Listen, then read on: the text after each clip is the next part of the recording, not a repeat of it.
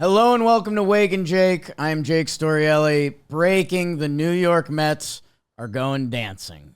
Insane, a fun one at the JM office. An insane game, 8-7, back and forth. For anyone that tuned in for the live stream with Jolly, I poked my head in there. Every time I did, the Mets did something bad. I got kicked out. Incredible game. And what you need to know for this episode, hey, congrats to the Mets, man. What a year. What a start to the Stearns era. This is a team that's supposed to have a big next year and call up kids and make big splashes in free agency. They're going dancing. They've got some funk in that rotation, and a Mets team with their back against the wall and nothing to lose. Why not? It's going to be fun.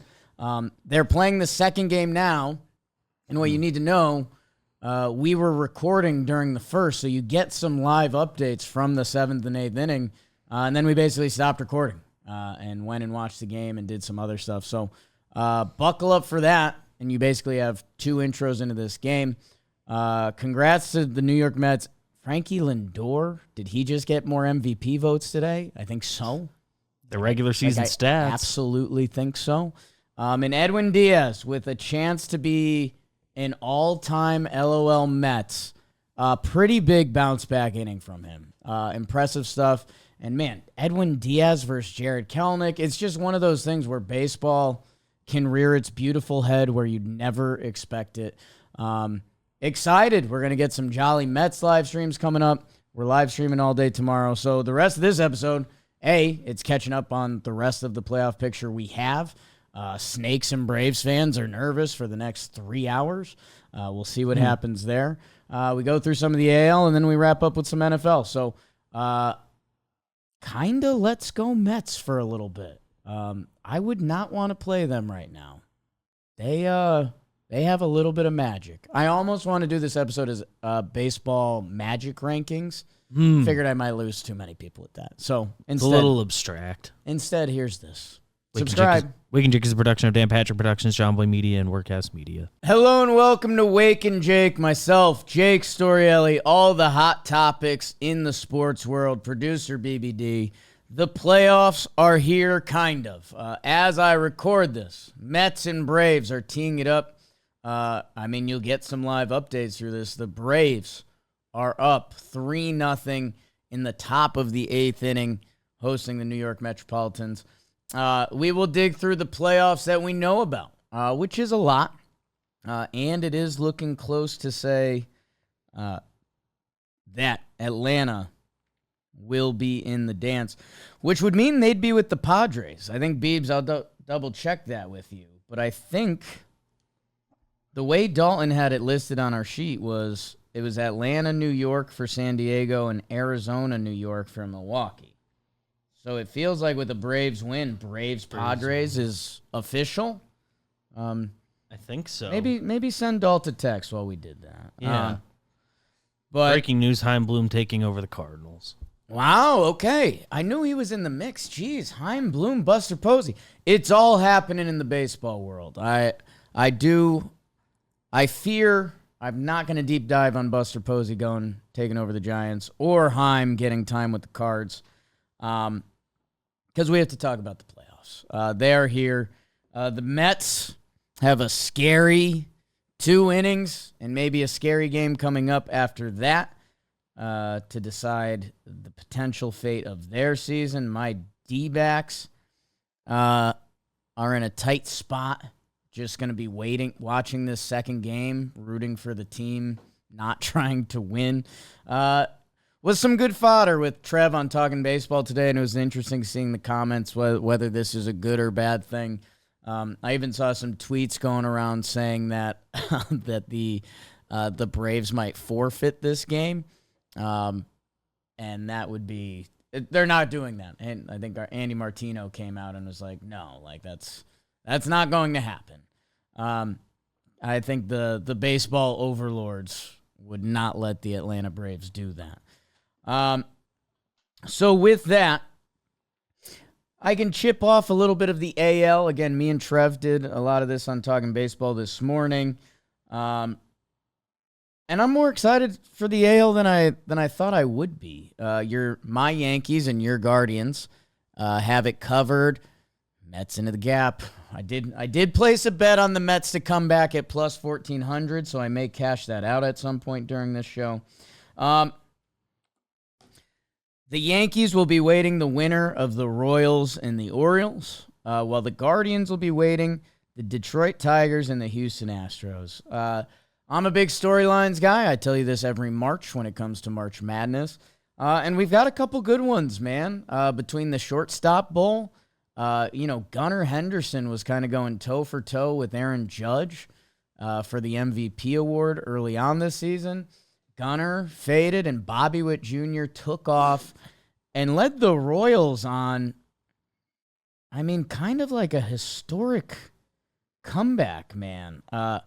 Pretty nuts what they did going last year, 56 wins to a playoff team this year. Vinny Pasquantino, our guy, lurking. He's a question mark for the Royals, and I have a feeling in my head that they are going to. Vinny Pasquantino may make the roster even just as like a threat off the bench. They've been pretty coy about it. We'll see. Vinny's a dog, and if he can be there in some way, shape, or form, he will be. The Royals have pitching, and I do think Baltimore has pressure on them this series. The Baltimore Orioles, who one of the favorites in the AL, still one of the favorites in the AL, but tough second half, under 500, and this Orioles team hasn't.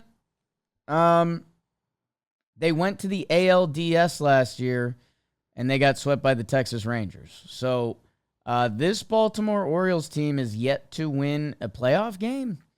I don't know. They're standing well. The Rushman stuff has entered a weird area, but he gets to face Cole Reagans in the first game. Adley has crushed lefties this year. And as Trev noted, with playoffs, all the stats get erased. Your season is gone. It's what are you doing in this series? A guy can become an instant, intentional walk guy. If someone's got a 3-hit day going, you're not pitching to that cat anymore. Corbin Burns versus Cole Reagans in that first game is an awesome pitching matchup. The AL, and maybe I don't have enough NL to compare it to, and again, maybe it could be screwy depending how this Mets-Braves stuff sorts out. Corbin Burns versus Cole Reagans is the goods. I know Kansas City, PR-wise, isn't where they have been, or I guess, maybe get some of that Chiefs effect going. But as the Mets just score a run, it's 3-1. Keep an eye on that cash out. Yeah, Beebs, you're thinking about it? Yeah, more than double. 10 to win 24. Let it ride, baby. Cole Reagans had an awesome year. Go check out the stats. A lot more strikeouts than innings pitched. A 5-WAR season from a pitcher. Him versus Corbin Burns, who Corbin Burns is peaking right now. That is everything, man. That's a great pitchers matchup. Each team has bullpen options and pitching options. Brady Singer should be kicking to the pen for the Kansas City Royals. Unlike Detroit-Houston, which we'll get to in a second, Game 1's important. I think it's more important for the Orioles. Corbin Burns being their 1-1. The Royals, they have 4 starting pitchers. The fact that we think Singer isn't going to get the ball, he's been a really solid guy for them this year, while the Orioles will be coming at you with Eflin, who has been really good for them. Albert Suarez might be in the mix. That Baltimore is going to have a little pressure in them in this game. Dean Kremer's been good for them. They are the better team. And the Mets are rallying. Oh, forgot Francisco Alvarez can't run so well. Legged out that double beautifully. Me either, to be fair.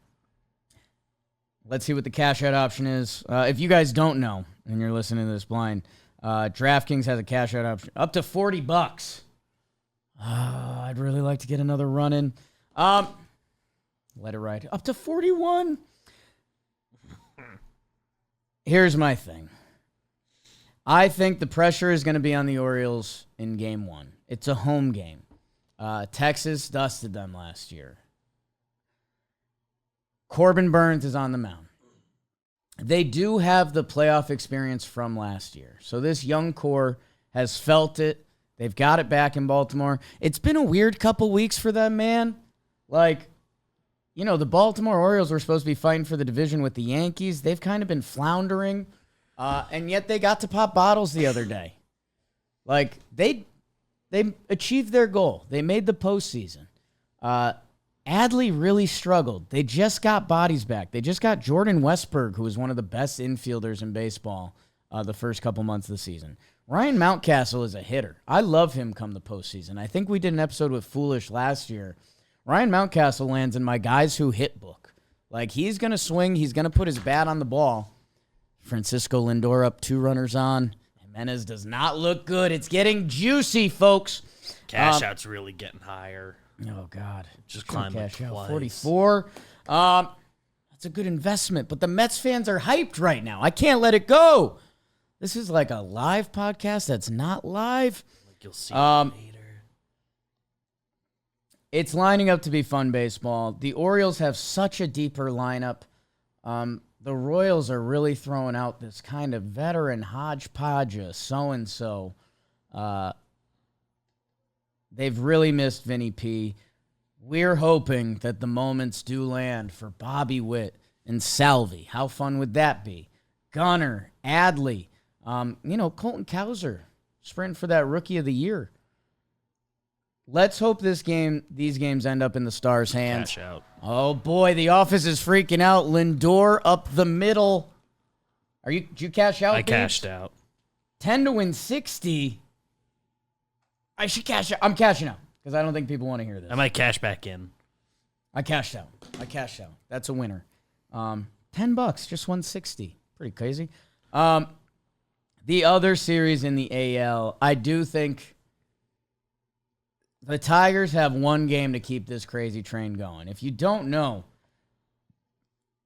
the Tigers have had the best record in baseball for the past month and a half or so. They sold at the deadline Jack Flaherty, who will be leading the Dodgers rotation in the postseason. They traded Mark Canha away, veteran guy that's seen a lot. Yet they've got a new starting shortstop in Trey Sweeney.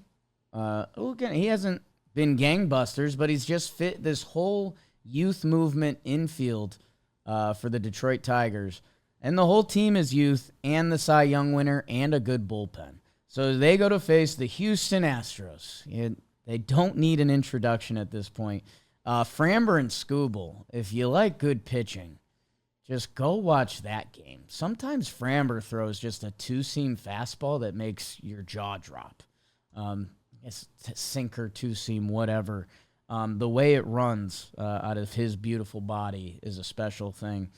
And yeah, if the Tigers win the first game, Tarek Skubal, your Cy Young winner, they've got 4 deep in their bullpen that can come at you. Foley, Holton, Vest, Bo Brisky. They're going to empty the kitchen sink at Framber and the Astros in that first game. Are they going to have nerves? Are they going to be excited? Let's check in.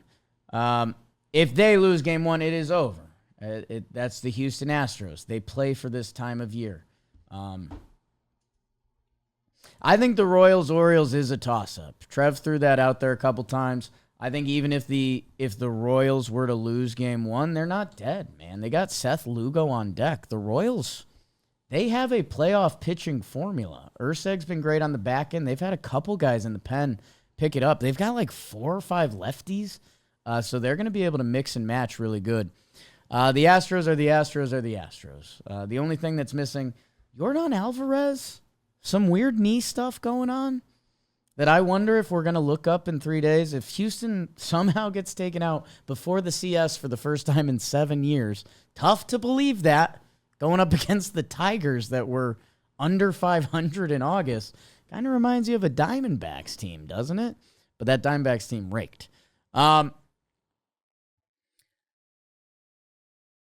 Tigers have to win game 1. And if they do, they've got 2 games to run into a couple, get a lead, and let their bullpen work. If they do not, Houston's going to go on to play the Cleveland Guardians, which let's see what that looks like. You'd have to think by the time I talk to you guys next, it'll be Wednesday. Might be foolish. Texting with him now. Flex. The Mets fans are going absolutely loco. Starling Marte scores. It's a tie game. My goodness, there are no outs, runners on first and third. Oh, my God. This is where I don't know if live is good or bad. Might have to cut in after Justin Penik. Acuna. Schwellenbach looks shook. Hello. My goodness. The Yankees await Orioles and the Royals. I think each of them provide different problems for the Yankees. The Orioles, kind of division rivals. Things got hot this year. The Orioles are here. They have tons of talent up and down the lineup. That Orioles bullpen does scare me, but we've said that about teams coming into the postseason, and that can change very quickly. The Royals, Cole Reagans is a star lefty, and the Yankees really struggle versus lefties. Even Lugo got him once this year. And for the guard dogs, I mean, if in the nicest way, they're expecting to see the Houston Astros, which has been a bad matchup for literally every team they've seen in the division series for 7 years. If the Tigers somehow do it, buckle up. In the National League, again, it's a little bit what we know. You've been getting live Mets updates. This game just turned fully on its head. 3-3 game, first and third. Oh, my God. You want to see a dugout dynamic change. Jesse Winker and Francisco Alvarez doing like finger gun sellies. 2-1 to Vientos. Does that have enough? Are they going to test money, Mike Harris? This is live bad podcasting. They sure are. It's Lindor. Cut off. The Mets have the lead. The Mets have the lead. 4-3. And now this game has just gotten so fascinating because both teams are going to have used their good bullpen. Raisel Iglesias is in the game right now. Jimenez has pitched. The Mets have to go to their good bullpen. We've hit chaos for the Braves and the Mets. And my Snakes have to be loving this because now they have a real chance, I think, in this next game. So I don't know what's going to happen. And these words can be pretty wrong pretty quick as the Mets steal second Jose Iglesias. Oh, my God. His words, not mine. That these two teams being division rivals and the Mets' history, without 40-man rosters, this follow-up game is huge because you would have seen a hideous game. Like, everyone's already talking about how they're going to punt and all that, and maybe they do, and maybe that hurts. Everyone on both of these rosters is a major leaguer. Like, the Braves bench is a bunch of MLB veterans. Like, you're going to get a good effort out of them if they come back now and win this game. The New York Mets, their bench has a lot of MLB veterans that, like, it's not going to be a cakewalk, and I think that competitive energy, man, of your division rival, and you've got a shot to put them away. You've got a shot to end their season. See you next year. Cancun on 3, and Brandon Nimmo sends one to the seats.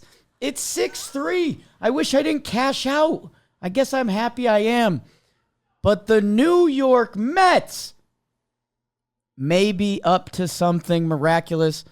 They are 2 innings and 3 runs away. DBD, unfortunately, you know what we have to do. Don't tell anyone. We're going to put a little bit of cheese on the Braves. We're just going to put plus 1,500. That's exactly what the Mets were. They get a base runner on. Oh, boy. Oh boy, it's getting juicy. And we cashed out when the Mets got one back. I just said the Braves were going to go to San Diego. And NL, I'm sorry. I know I'm a Yankees guy and I'm an AL guy. I can't really talk about you because it's happening live. It's happening live time. You know what? I think we're going to bring in Justin Penik and talk a little bit of football. We might have to circle up on this Mets action because how the tide has turned in Atlanta right now. It's the beauty of baseball. You just never know. And we still might not know. Hey, let's talk a little football with Penik, and I think we're going to wrap around, and we'll probably talk a little more baseball at the end. All right, we are joined by Justin Penik, catching up on some Week 4 action, checking in at Week 4. I want to talk some of the big picture stuff with you. How you doing, JP? This normally would be a quarter of the way through. It's like, quarter season check-in. That's not anymore. NFL's changed, man. Well, they're going to add another game, and then we'll get back to the even number. We were laughing. We talked to someone decently high up at MLB, and they were like, NFL changes a rule, many rules every year, and nobody really cares. No. Baseball, they change one thing, and the old heads freak out. Yep. Anyways, Penik, let's start big picture. It's part of the reason I got excited to pull you in here today, as I'm always excited to pull you in here today. I was a little shook by the Ravens last night. I mean, I get it. Sunday Night Football, the All Blacks, crowds going nuts. Derrick Henry for $1.99. Tough. I don't know, man. I know this is a Ravens team. Did you love them last year? I loved them last year, and I had hesitations on them heading into this year. I think I might be all in. Yeah. Lamar with the MVP and his bag. Seems like he's even a little more comfortable. The Isaiah Likely breakout has been nice. Zay Flowers, I kind of like Bateman. Derrick Henry and Justice Hill have an old school thunder and lightning thing going on right now. Hamilton on defense. Harbaugh, head coach, although he makes a mistake last night. That made me laugh the second time out for the first down. Shit. I don't know, man. I'm in. I guess football a lot of time comes down to wear and tear. Like if Lamar gets banged up, obviously that changes the whole Ravens outlook. Derrick Henry, I mean, everyone keeps wondering when the mileage is going to run out. It's not going to. I love a storyline. Todd Monken, I think he's a guy. Yeah. Their offensive coordinator. Oh, yeah. Came up through the college ranks, proving himself at the NFL now. I don't know. I'm in on the Ravens recipe, and it seems like the first time you're half out on the Ravens. No, I'm not. The NFL is a week-by-week business, and in a sport that isn't about sample size because each NFL Sunday means so much, it also is about sample size. And what the Ravens did through the first 2 weeks of the season is, okay, we're gonna throw the ball a little bit. And that's not what this Ravens identity for at least the 2024 Ravens, it's not what it needs to be. It needs to be through Derrick Henry. It needs to be through Lamar Jackson's legs, but also it needs to be through like Lamar Jackson being efficient through the air. And that helps through the last 2 weeks when you get off to a huge lead against the Dallas Cowboys. And then then you blink and the Ravens are up 21-3 Sunday Night Football against the Bills. So that helps when you run the ball and you're explosive through the air and then you get off to these big leads and then it's like, oh, well, we'll just keep pounding the rock. I still want to see the Ravens because not every game you're going to be running for 200 yards, and not every game you're going to get off to a 2-3 score lead. So, and that's what you kind of saw week 1 and week 2. Week 2, they got off to a lead, and there's still a fourth quarter. There's still like a second half Ravens question. But anyway, their formula is dominating the run game. Patrick Ricard, who I think is one of the more underrated players in the NFL. When Isaiah Likely and Mark Andrews aren't necessarily those inline blockers, but they do a great job of lead blocking. The hesitation that I had with them coming into this year was with their offensive line. I mean, they have a rookie starting at right tackle. They have Daniel Falele, remember that name, from the University of Minnesota, converted tackle. He's now at guard. They have questions on the offensive line, and they've done a good job of kind of rising above that by leaning on teams. But there's no reason why you shouldn't be buying into the Ravens stock right now because they're kicking ass. Man, the NFL, they're at Bengals, home versus the Commanders, which is one of the biggest games in the DMV area in a long time. Maryland. And then they're at Tampa, who knows what you do with that at this point. Yeah, I just think they're a unique team to game plan for, even when you throw out Ricard, when you throw out Lamar, like Derek. Like, it's almost like everyone's unique that to plan for them, I think it's just hard to do. I mean, some of the plays Monken draws up, when you see the linemen just sprinting You different don't know where directions. to go. As a linebacker, you don't know where to go because linemen are going one way and then the ball's going the other way. It's tough. It's tough. That Raiders one, I mean, they just blew, and it is weird. And The NFL's weird. They've had a history the past couple years of blowing late leads. The NFL's weird. And then at Chiefs week 1, I mean, game came down to the wire. you're right. They had that, or could have had that. Excuse me. They didn't. I want to do this quick because I don't think we need to deep dive. I really like Jayden Daniels. Yes. We live streamed half accidentally the Commanders-Giants games. That they should, the Giants, as my Long Island coming out, the Giants should have won. If the Giants had a healthy Graham Gano, they win that game. I was kind of laughing because Bobby was getting on Jayden Daniels for not throwing downfield. In my head, I was laughing because if this had been a Daniel Jones, like I felt if we were watching the Giants offense, you guys would be like, ooh, they're being efficient. They're getting the ball out quick today. But because it was a Commanders team and a rookie quarterback, it's like he's not throwing downfield. Now I'm watching him at LSU last year. He was awesome. Yep. I thought he should have been the one pick in the draft. I kind of didn't. Caleb got worse last year. Whatever. Caleb's generational talent. Maybe it all comes together. I think he's going to be fine. We're 4 weeks in. We're 4 weeks in. I don't know, man. They're off to a historic start. Like it's historic. You know I like EPA per play. All right, EPA per play is an advanced thing. It's efficiency. Efficiency. Yeah. Long story short. It's through the first 4 games of the season. It's the 2007 Patriots. Number 2 is the 2024 Washington Commanders in terms of EPA per play through the first 4 weeks. That's crazy. That's historic.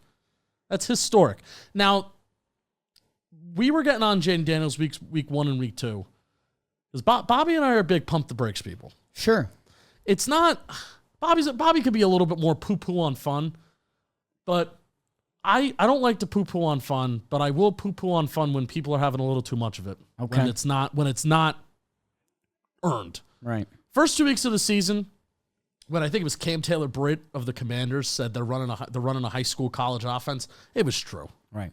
They were screens, check downs, Jayden Daniels running if he doesn't see. They were not throwing the ball down the field. You want to know what they've done the last 2 weeks? They've thrown it down the field. They've thrown it down the field. They've mixed. They've matched. Jayden Daniels is throwing with anticipation. He's throwing beautiful deep balls to Terry McLaurin. He's running too. Plus, they're keeping the short intermediate game. The thing is that teams are giving them the short area part of the field. So he should take it. If they're playing 10 yards off, if they're playing with so much cushion, then it's the old age saying of take what the defense gives you, and that's what Jayden Daniels is doing. And they're running the damn ball too. Yeah. And that's what Cliff, for all the the memes and the jokes that Cliff Kingsbury would get back at Arizona for only throwing to one side of the field, which still is kind of the case.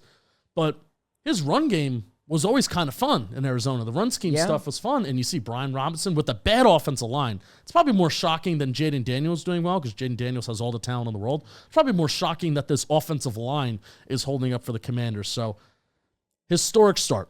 And the last 2 weeks, can't poo-poo on it. It's awesome. It's fun. It's good quarterback stuff, and he's electric. Yeah, I think I told you guys this maybe during the stream, but Ryan Russillo, who I listen to a lot, he's followed the Jayden Daniels. He has connections at LSU, and they said they used to had to beg Jayden Daniels to throw those dangerous balls. Yeah, hey, 3rd and long, take a shot. He has the arm to do it.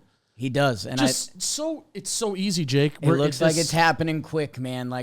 He's a guy that I've had stock on, and now it's happening. That I think I'm at the point, and I think everyone's kind of at the point, and it's kind of where it's what you were saying, hey, there's probably a pump the brakes coming, but I don't think I'm gonna. Defenses could adjust, and this is the beautiful thing about the NFL, is that there is going to be one team, even if it's one team and then everybody else copycats from it, there's eventually going to get a point where there's going to be a fork in the road, and it's not going to be this historic start, and then you have a bad Washington defense that could creep up on them. Right. that defense is really, really bad too. That secondary is really, really bad. And that's not really like a Dan Quinn problem. It's kind of like a talent problem. They're in year one of this rebuild. Right. So it may get figured out at one point. It may slow down, but celebrate what's happening there in Washington because nobody thought that this would happen. So then how about this? Who, for Justin Penik, you're in the tape. You're in the weeds. You're an efficiency guy. After a couple weeks in this early season, there's Commanders excitement. Chiefs are 4-0. See them towards the end of the year. Quietly. The Vikings, people are hot to trot on. Seattle has a chance tonight to go 4-0. I guess who's the team that, from your preseason expectations till now, has changed the most? The Vikings. Yeah. The Vikings. I just didn't think that they were going to be a good football team. And it's Kevin O'Connell. Sam Darnold making really good throws, but really it's... We were told this was in Sam Darnold for years, but it just never happened. Well, he never had a coach like Kevin O'Connell. Right. And that's why when talking, especially with the NFL draft and the whole J.J. McCarthy thing, well, where does J.J. McCarthy go? How good is J.J. McCarthy? Right. Yeah, you looked at every quarterback would love to land in Minnesota. Yeah. Like, oh, that's such a great Michael Penix, J.J. McCarthy, Bo Nix is such a great fit in Minnesota. You want to know why all these guys are a great fit in Minnesota? Because it's good infrastructure. Kevin O'Connell's a great coach. They have a really good tackle pair, left tackle, right tackle pair. Aaron Jones was one of the more underrated signings of the NFL offseason. I think the Packers downgraded and they wound up paying more money for their running back, and he goes to a divisional rival, and you look at what Aaron Jones is doing, you look at what Justin Jefferson's doing. Jordan Addison, off the field stuff aside, is awesome. Even Jalen Naylor has like 3 touchdown passes through 4 weeks too. So but the defense, I will say, everybody's talking about Sam Darnold and the offense. The offense is sexy. Justin Jefferson making these one-handed catches and is awesome. Sam Darnold play action, best quarterback under play action. All Kevin O'Connell kind of driven, but the defense has been awesome. They're like number 1 in sacks. They're number 1 in passes defense. They're like number 1 in QB hits. This is a defense that is going to go after the quarterback. They're going to be aggressive with the ball in the air in the secondary. And what star do they have on defense? Brian Flores. Right. Yeah. But besides him, like what star? Right. Donnell Hunter left. Yeah. Their 20 tackle for loss, teen sack guy left. So it's awesome to see what coaching, and it's not just coaching. There's good players on that team. Yeah, I was gonna say there's a couple, even if you're a Madden fan, Stephon Gilmore jump scare. Yeah. He's playing corner for them. It's like what? But he was signed in August. And Byron Murphy Jr. He was it's signed kind of in like August. This feels like an old Madden fantasy draft. You didn't like the Van Ginkel signing? But it's a Brian Flores signing. Van Ginkel played with him in Miami. This isn't a superstar studded team. Is Harrison Smith still a stud? Yeah, he's there. Yeah. They have 3 really good safeties. So they have a secondary. They have 3 really good safeties. I will say that. But still, like Jake, none of them that sticks out to you. Who's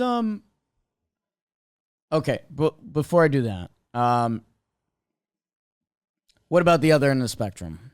Like who are you out on? Like Eagles are turning a lot of heads as like what is going on here. Yet at the same time they could be 3-1 pretty easily. Right. I guess on the opposite end of the spectrum, who are you high on that you've now seen 4 weeks of and you're like, I'm not doing this.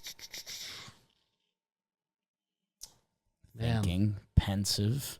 Good question. That's a sign of it. It's a great question. I almost wanted to say the Bears, but I'm not out. I'm not out on the Bears. Really? I'm not out. I'm a little out. Here's what it makes me I'm very proud of Caleb Williams when it comes to this. Caleb Williams has been very good in structure, where it's the magic stuff. It's the Caleb Williams run around, throw it deep. That's not there. Yeah. But the Caleb Williams quick game in structure, get the ball out of your hands, that stuff is there. And I think that stuff is sometimes the harder stuff to grasp for NFL QBs. The magic Caleb Williams is going to be there. And when it hits, it's going to hit different. So I will say that. I don't know. Maybe I have too much Jayden Daniels love in my heart. Mm-hmm. Which is fair. That holds me back on Caleb a little bit, more than the average person. Mm-hmm. Last week they win, 157 yards passing. The week before that was his like big yardage game. I think he landed at 270, 260. I can probably I think it's get there. It was against Colts. It was 350. So let's see. So Colts was 363. So Yep. that was last week. 174 against Houston, 93 against Tennessee. So hey, that Colts game, it's a lot of yardage. Was that the Hail Mary game? That's what I was setting up for. So I mean, that's like minus 50. Whatever. There's a lot of yardage there. Yeah. 3 touchdowns, 4 interceptions. I don't know. I know what you're saying. And their defense is good too. And their this is defense very gonna get in early. Their places. defense is good. Keenan Allen had been out. Like, he's a rookie quarterback. I'm giving it time, but I just think there's been a few years. Who's the last, outside of like the Darnold, like the reinvigorated guys, Baker refining his way. I guess what's like the best rookie put up a rookie season, like a couple more touchdowns than interceptions, and then the light bulb went off? I feel like that's a bad question because it's putting you on the spot for nothing. But like, When's the last time that a rookie started like slow? let's say Caleb stays on this pace, Okay. and he finishes the season and Almost a 50-50, maybe 50-50 split. 16 touchdowns, 14 interceptions. And then they've taken that jump. Like, you know what I'm saying? Trevor Lawrence. Right. Lawrence. Trevor Lawrence, Daniel Jones. Right. A lot of comparisons there Right. recently. Daniel Jones started off. And that's a whole other case. So I don't know. I guess it's an unfair question. It's 4 games for Caleb. Yeah. There is a lot of good to be seen there. And you're actually right. Like I won't say a lot. his scramble around, make the crazy play. There's been a lot of passes that have been way off that I've just been like, what is that? That's not Caleb Williams. He's going to figure it out. Okay. I think he's going to figure Maybe it out. that's what I needed to hear. I have the team. Okay. Like, what team am I out on? Sure. And at this point, it's like obvious. But think of what did you think of the Cleveland Browns heading into this year? You maybe think that they're an 8-9 win team, right? I like their head coach. I think Stefanski's good. I currently hate everything about them, including their coaching. Unfortunately, they are handcuffed by one of the worst contracts in sports history right now. It is the worst. I think it is the worst in sports history. And I think you know what? I think they're going to get out of it. And they're going to get out of it by something's going to come up. And I think they're going to get out of it. That's how bad because they can't get out of it. And do you really think that the Cleveland Browns are just going to let this ride for the next 3 years? Can't. No. There's going to be some like, oh, look at this. Another bad loss. I don't know. That's a conspiracy theory. Don't want to get into it. But the Browns, before you head into this year, you think, oh, the Browns are an 8-9 win team that are competing for a wild card. And, maybe if Joe Burrow gets hurt and the Ravens take a step back, maybe they compete for the division. Maybe. That is an August take for a lot of people. Right. And instead of Kevin Stefanski has kind of came up through the ranks as head coach for the Cleveland Browns, Nick Chubb, offensive line, run the ball. You would put them in the same conversation with the Baltimore Ravens, the San Francisco 49ers, where these teams are going to run the damn ball and they're going to be good at it. Not just run it for the sake of running it. We're going to run it and we're going to be efficient at it too. And for Deshaun Watson, they have changed everything.